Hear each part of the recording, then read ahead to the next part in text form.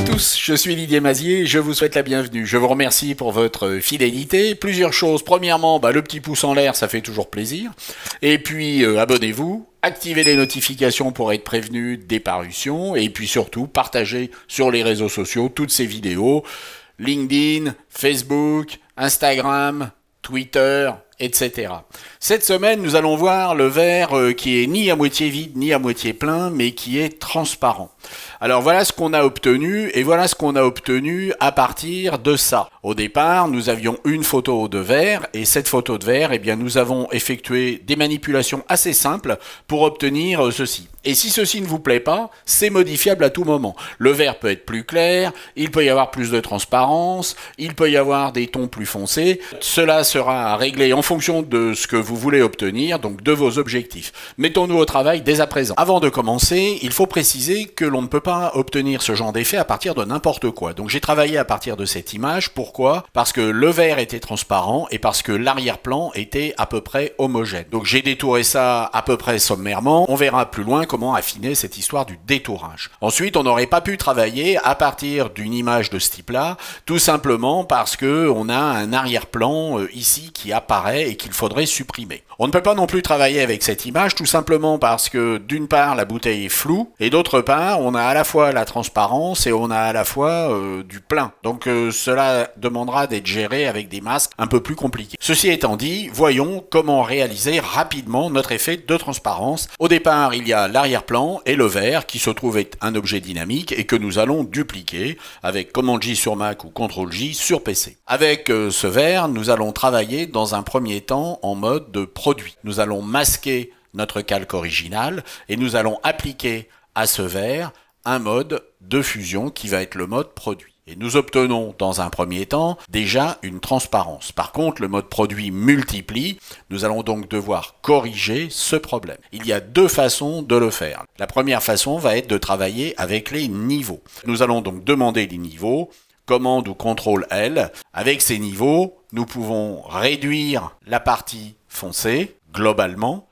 Nous pouvons travailler sur les tons moyens. Nous allons également travailler avec un effet qui va être un mode de fusion sur le calque lui-même. Nous allons donc double-cliquer sur ce calque.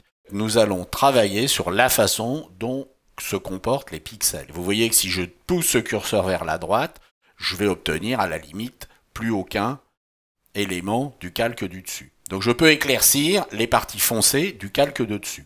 Ce triangle peut être divisé en deux. Si j'appuie sur la touche Alt, je vais pouvoir également travailler sur la façon dont le mixing va s'opérer. Alors nous avons réglé une partie des tons foncés, il va falloir maintenant régler une partie des tons clairs. Nous allons avec ce premier calque faire une autre duplication. Nous allons le placer au-dessus. Et puis là, nous allons maintenant travailler avec un autre mode de fusion qui va tout simplement être le mode de fusion contraire du mode produit, qui est le mode superposition. Et nous avons maintenant récupéré une grande partie des tons clairs. Quelque part, on peut parler du vert foncé, et puis on est sur les tons clairs. De la même façon, nous pouvons jouer sur les niveaux. Nous pouvons foncer légèrement les tons les plus foncés parmi, bien entendu, les plus clairs, ou à l'inverse, éclaircir encore notre vert. Nous pouvons jouer sur les tons moyens. Tous ces réglages sont non destructifs. On peut les appliquer, ne pas les appliquer. Ensuite, on va de la même façon double-cliquer et demander à gérer finement les options de fusion. Si j'éclaircis encore un peu les tons foncés, et avec la touche Alt, je peux gérer cela, je peux modifier la fusion, vous voyez qu'on va arriver à des effets qui vont être très différents en fonction de ce que l'on va faire. Que ce soit les réglages de fusion qui sont signalés par ces deux carrés, ou que ce soit les filtres dynamiques, tout est modifiable. Alors ce qui est intéressant, c'est de prendre ces deux calques sur lesquels nous avons travaillé et de créer un groupe d'après ces calques. Vous remarquez que mon détourage de base a été très mal fait. Pour être tout à fait franc, ce genre de détourage doit être fait avec un tracé vectoriel. J'ai donc effectué un tracé vectoriel qui est beaucoup plus fin. Si on zoome, vous voyez que je suis passé exactement là où je voulais.